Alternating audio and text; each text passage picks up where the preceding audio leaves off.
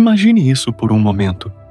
O homem mais poderoso da história da Europa, um conquistador que já comandou milhões de soldados e fez reis tremerem só de ouvir seu nome, agora está se contorcendo em sua cama, segurando o estômago, enquanto um líquido escuro e granulado, parecido com borra de café, sai de sua boca. Suas unhas estão azuladas, suas pernas inchadas como balões. Quando seu médico pessoal abre seu estômago após a morte, encontra algo tão horrível que até cirurgiões britânicos experientes recuam em choque.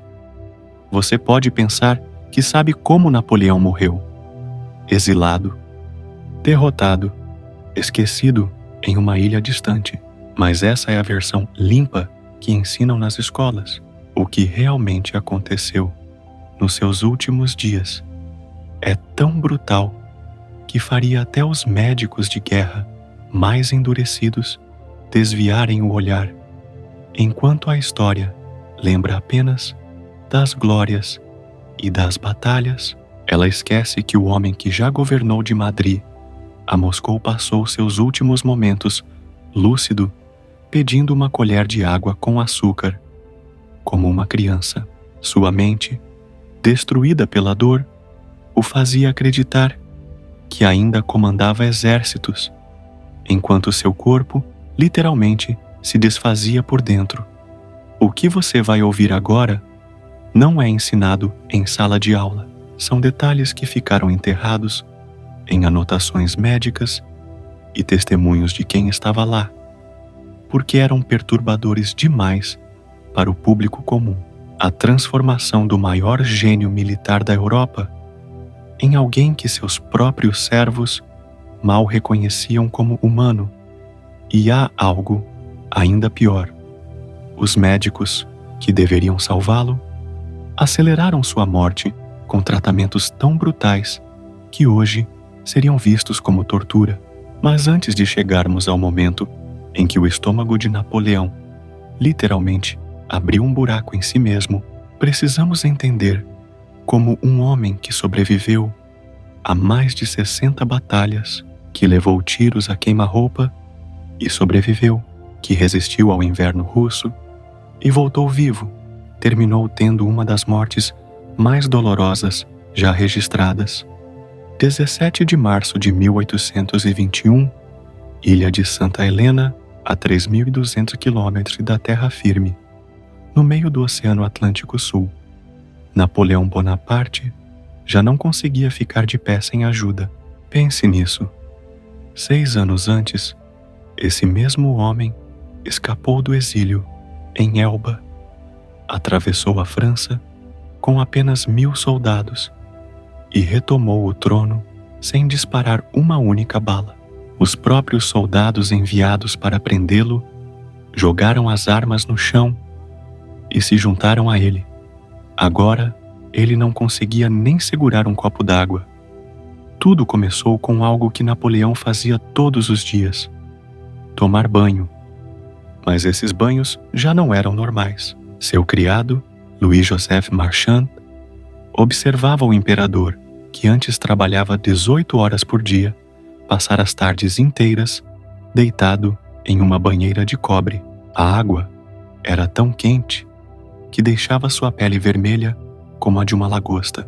Ele ficava 6, às vezes 8 horas ali dentro, acrescentando mais água fervente quando esfriava, sua pele enrugada, descascando, enquanto ele se agarrava às bordas da banheira com os punhos cerrados. A banheira era o único lugar onde o fogo em seu estômago se acalmava. Fora dela, cada movimento era como ter uma faca em brasa sendo girada dentro de si. Durante toda a sua vida, Napoleão comia em 15 minutos. Comida para ele era só combustível. Agora, só o cheiro de pão fazia ele vomitar. O que estava acontecendo dentro de seu corpo? Um tumor do tamanho de um punho havia tomado conta de seu estômago. Não era qualquer tumor, mas um carcinoma. que já tinha mais de 10 centímetros de comprimento, envolvendo o órgão como um parasita. Cada batida do coração empurrava sangue para aquele tecido corrompido. Cada respiração o pressionava contra outros órgãos. O câncer estava literalmente o devorando por dentro, célula por célula, enquanto ele tentava ferver a dor na banheira. Em abril, seu corpo começou a mudar de maneiras que horrorizavam até seus criados.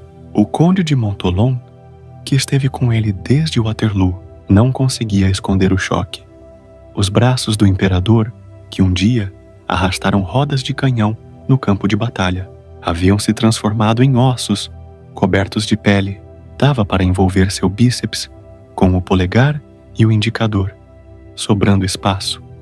Mas sua barriga estava grotescamente inchada, cheia de líquido por causa do câncer. Parecia grávido de 9 meses, um esqueleto com um balão no abdômen. Nas raras vezes em que tentava andar, tinha que se inclinar para trás para equilibrar o peso daquela barriga inchada. O cheiro em seu quarto já não podia ser descrito. Não era apenas suor ou doença, mas o odor adocicado da carne, apodrecendo. O tumor havia começado a necrosar, apodrecendo dentro dele, enquanto ainda respirava. Seus servos queimavam enxofre e incenso para tentar disfarçar o cheiro. Chegaram a selar as janelas para que nada escapasse. Os médicos acreditavam que o ar fresco pioraria seu estado. Então, mantiveram o quarto fechado, criando um ambiente tão pesado que parecia que dava para sentir o gosto do ar.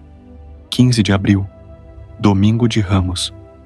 Napoleão chamou o padre Abbé Vignali, o mesmo homem que havia coroado a si mesmo, que havia preso o Papa e tratado Deus como ferramenta política.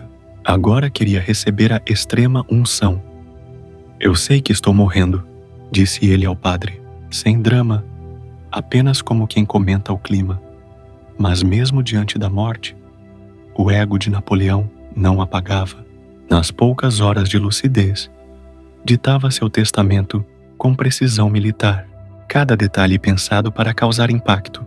Chegou até a deixar 10.000 francos para um homem que havia tentado assassinar o Duque de Wellington. Do leito de morte, Napoleão ainda lançava ataques contra seus inimigos. Ainda travava guerras que já tinha perdido. Então, vieram os tratamentos, métodos que, se aplicados a prisioneiros, seriam considerados crimes de guerra. O médico britânico Archibald Arnott confiava na medicina de sua época. Quando Napoleão não conseguia evacuar, porque o tumor bloqueava seus intestinos, Arnott receitou calomelanos, 10 grãos de cloreto de mercúrio. Sim, eles estavam alimentando Napoleão com mercúrio, enquanto seu estômago se desfazia. A primeira dose provocou algo horrível. Ele eliminou o que Bertrand descreveu como a maior evacuação em um mês. Fezes negras como piche, com cheiro de sangue e podridão. Era um sangramento interno tão grave que transformara sua barriga em uma mistura viscosa, parecida com alcatrão. Arnott, em vez de parar, achou que aquilo era progresso e receitou mais 10 grãos. 28 de abril. Começa o fim. A mente de Napoleão, que um dia funcionou como a máquina tática mais brilhante da Europa, começou a se partir, mas não em silêncio. Ele mergulhou em alucinações tão vívidas que todos na sala conseguiam acompanhar. De repente, erguia-se na cama, magro como um esqueleto, gritando ordens. A cavalaria, enviem a guarda. Agora estava de volta a Austerlitz, sua maior vitória. Enfrentando austríacos mortos havia 15 anos. Seus braços esqueléticos moviam-se sobre mapas invisíveis, coordenando tropas que só existiam em sua mente. Marchand chorava vendo aquilo. O imperador não estava apenas morrendo, estava preso em seu passado glorioso, lutando batalhas dentro de um corpo que já não controlava nem os próprios intestinos. Às vezes, chamava por Josefina. Morta havia 7 anos. Outras, acreditava estar no Egito, pedindo água, revivendo campanhas de 20 anos atrás, enquanto, na realidade, seu corpo se afogava nos próprios fluidos. 1º de maio, uma cena de puro horror. Napoleão exigiu andar. Para ele, um imperador não podia permanecer deitado. 2 criados o ajudaram a se levantar. Deu 3 passos. No quarto, suas pernas cederam. Caiu com tanta força que todos pensaram que era o fim. Seu estômago se contraiu violentamente. Ali, seu fiel criado desde as campanhas no Egito correu e o segurou antes de bater no chão. Levaram-no de volta à cama, mas ele insistia em se levantar. Meu exército, onde está meu exército? 4 homens tiveram que segurá-lo à força. O imperador da França, contido como um prisioneiro, tentando inspecionar tropas que só existiam em sua mente moribunda. Os médicos britânicos, achando que não estavam fazendo o suficiente, decidiram aplicar um novo tratamento agressivo, emplastros de cantárida feitos de besouros triturados que causavam queimaduras químicas terríveis. Acreditavam que a dor externa poderia puxar a doença interna. Cobriram seu peito, pés e pernas com esses emplastros. A pele de Napoleão, já amarelada pela falência do fígado, ficou coberta de bolhas vermelhas que liberavam líquidos claros. Eles estavam literalmente queimando-o vivo, enquanto o câncer o devorava por dentro. 3 de maio, administraram 20 grãos de calomelanos, mercúrio, em quantidade suficiente para envenenar um homem saudável. Mas não esperaram o efeito. Seguiram com um enema tão brutal que Napoleão, o homem que atravessara batalhas sem piscar diante de balas de canhão, gritou. Seu grito ecoou por toda a Longwood House. Não era apenas dor, era humilhação completa. O homem que redesenhou o mapa da Europa estava sendo contido enquanto estranhos bombeavam água com mercúrio em seu corpo. Quando terminou, virou o rosto para a parede e ficou horas sem olhar para ninguém. O tratamento desencadeou um horror ainda maior. Seu corpo expeliu fezes atrás de fezes, cada vez mais escuras, mas, misturados ao excremento, começaram a surgir pedaços do próprio estômago. Seu sistema digestivo estava literalmente se desfazendo e saindo em pedaços. 4 de maio, amanhecer. O mercúrio havia provocado algo catastrófico. Napoleão começou a vomitar com uma violência. A violência dos vômitos era tão grande que os vasos sanguíneos em seus olhos se romperam. O branco desapareceu, ficando totalmente vermelho, mas já não saía apenas sangue. Bertrand testemunhou pedaços de tecido, fragmentos do próprio estômago de Napoleão sendo expelidos. Entre convulsões, ele ainda tentava falar. O sangue borbulhava em sua boca, misturando-se com palavras quebradas. França, meu filho, meu exército. Mesmo enquanto seus órgãos se liquefaziam, seus pensamentos iam para o país, o filho e os soldados. O cheiro no quarto havia se tornado apocalíptico. Não era apenas cheiro de morte, mas de decomposição ativa.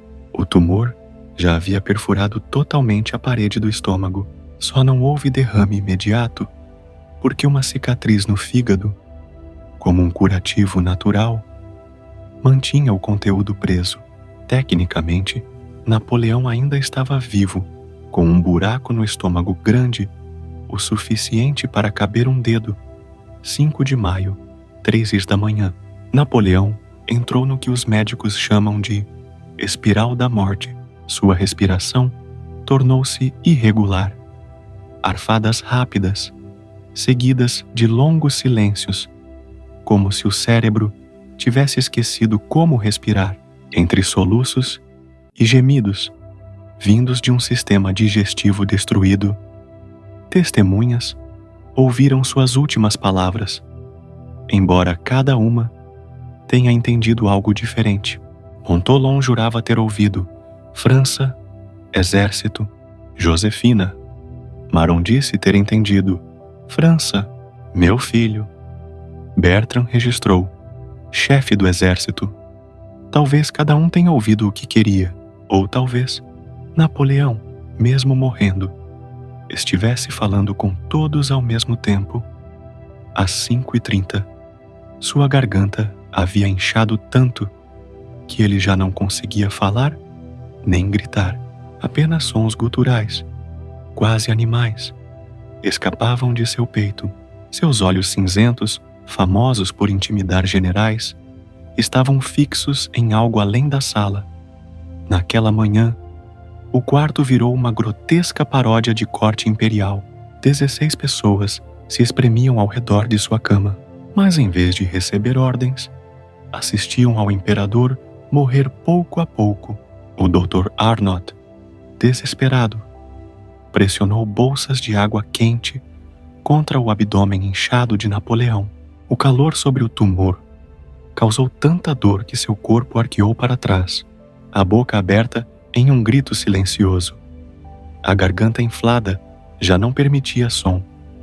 Eles tentaram uma última tortura, emplastros de mostarda nos pés, para estimular a vida. O cheiro da mostarda misturado à podridão era tão nauseante que até os médicos engasgavam. A pele de Napoleão, onde não estava amarela pela falência do fígado ou vermelha pelas queimaduras químicas, havia se tornado roxa e manchada pela falta de oxigênio. 5 de maio, 17h49. Depois de 17 horas de agonia final, Napoleão Bonaparte parou de respirar, sem últimas palavras, sem gesto grandioso. Seu corpo, forçado além de qualquer limite, simplesmente parou. No dia seguinte, a autópsia revelou todo o horror. Quando abriram seu abdômen, alguns médicos saíram correndo, incapazes de suportar o cheiro. Era o odor doce e podre do câncer necrosado. Algo impossível de esquecer. O tumor não apenas crescia. Partes dele apodreciam dentro de Napoleão, enquanto ele ainda vivia. Seu estômago estava quase todo tomado, duro como couro. A perfuração ficava exatamente onde os médicos suspeitavam, perto do piloro. O Dr. Antomarchi mostrou o buraco, enfiando o dedo nele. Mas havia algo ainda mais terrível: nódulos brancos espalhados por seus intestinos.